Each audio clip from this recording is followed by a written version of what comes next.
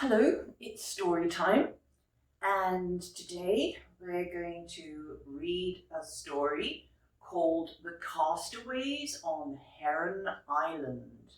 The Castaways on Heron Island. Castaways are people who get lost and have to find their way home. And a heron is a bird that looks like this. Are you sitting comfortably? Then I'll begin. It was the morning of the school nature trip. Miss Crisp was taking her class for a visit to Heron Island, which is the little island in the middle of the River Ferny on the Trundlebury Manor estate. At Buttercup Cottage, the Bouncer family was in a terrible panic. Patch couldn't find his shoes. They had all hunted high and low without success.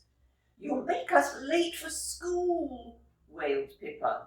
"We'll miss the trip." "Don't worry," sighed Mrs. Bouncer. "Here they are in the laundry basket." "How did they get there?" said Patch. "Oh, I expect they walked," chuckled Mrs. Bouncer. "Come along now. Here are your school books. Away you go." She stood at the cottage door and waved them goodbye, and off they skipped.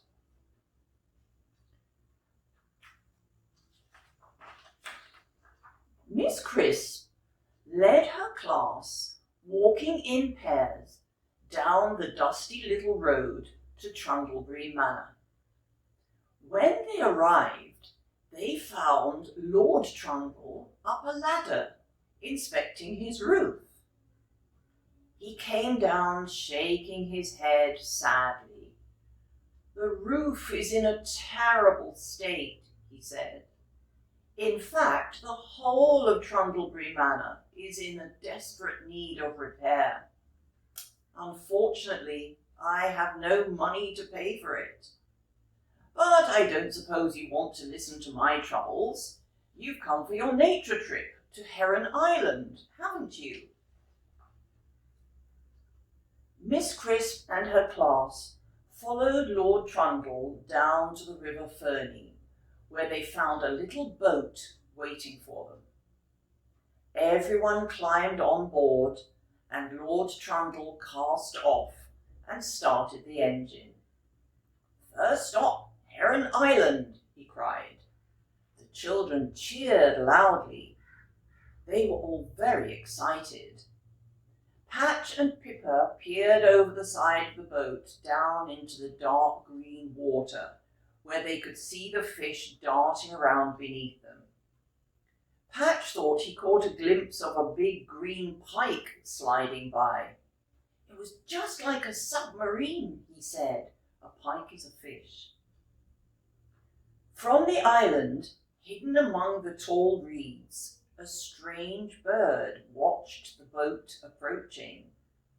It was Old Man Heron. He was a solitary sort of gentleman, and not at all pleased to have his peace and quiet spoiled by a lot of noisy school children. He would have to keep an eye on them. He watched as the boat pulled up to the shore, and the children and Miss Crisp climbed out. "Have a nice time," said Lord Trundle. "I'll be back to collect you later this afternoon." "Gather round, children," said Miss Crisp. "Pay close attention now. When we are walking around the island, I would like you to make lists of all the sorts of flowers, birds, and butterflies you see. When we get back to school tomorrow, we will do some writing about them and make a wall frieze." A frieze is a huge picture. "Stay together now. Off we go." The children set off down the woodland path, with Miss Crisp leading the way and pointing out things of interest. They were deep in the forest when Patch suddenly tripped over his shoelace. Pippa giggled. "You did that!" cried Patch. "You tripped me up." "Of course I didn't," replied Pippa. "You did," growled Patch, and the next moment they were fighting. Meanwhile, Miss Crisp and the rest of the class didn't notice the quarrelling rabbits and continued on their way. When Pippa and Patch finally broke off from their fighting, they realized they had been left behind and ran to catch up. But the pathway split in two directions and they took the wrong one. Soon they were hopelessly lost. The island suddenly began to seem strange and spooky. The trees appeared more twisty, their branches reaching out as if to grab the frightened little rabbits. And from time to time, Pippa and Patch caught sight of Old Man Heron watching them with his black, beady eyes. It was late now and growing rather cold. The two exhausted rabbits took shelter amongst the roots of an old tree. As they huddled together to keep warm, Patch and Pippa heard a rustling in the undergrowth, and out stepped Old Man Heron, looking very severe. "I've been watching you," he said. "You have been very silly. Your teacher and the rest of your class left the island long ago without noticing you were missing." "Then how will we get home?" wailed Pippa. "We are marooned, castaways." "Don't worry," said Old Man Heron. "I know a way. Follow me." Pippa and Patch followed the strange bird to a hollow tree with steps inside it leading down into the earth. "Take this lantern and follow the tunnel," said Old Man Heron. "It will lead you to safety." The rabbits thanked the heron, said goodbye, and crept down the steps. The tunnel was narrow and low and seemed to go on forever. But at last it came to an end, and there, above their heads, they found a small doorway. Patch pushed it open. The rabbits climbed through the doorway and found themselves standing in a strange room filled with all kinds of peculiar and interesting objects. There was a rocking horse, a suit of armor, an old painting of a fox cavalier, and lots of other things. Pippa found a chest filled with funny old clothes, which they both had a marvelous time trying on. After a time, they began to look around for a way out of the room. There was no obvious doorway.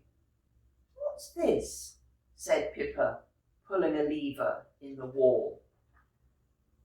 Suddenly, a panel swung open, revealing a startled Lord Trundle sitting in his living room. "We're in Trundleby Manor," gasped Patch. Lord Trundle was amazed. He had not known about the secret room. "Good gracious," he exclaimed, noticing the painting of the cavalier.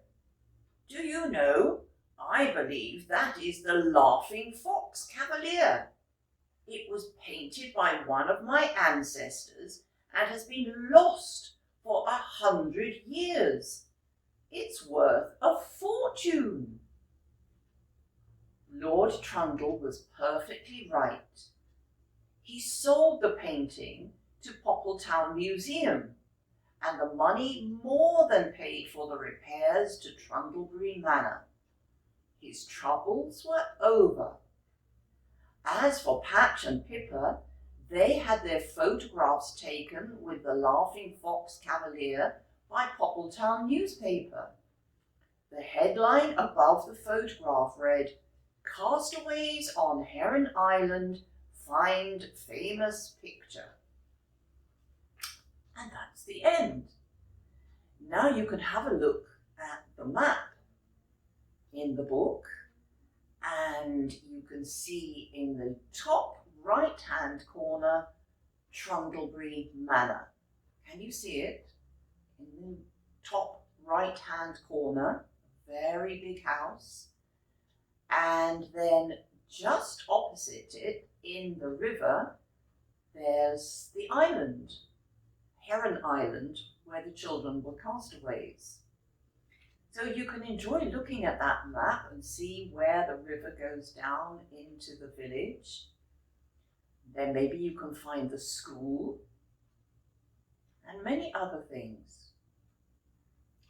So I hope you enjoyed that story, and I hope Miss Crisp was sacked as a very bad teacher for leaving 2 children on the island. And I'll see you next week. Bye.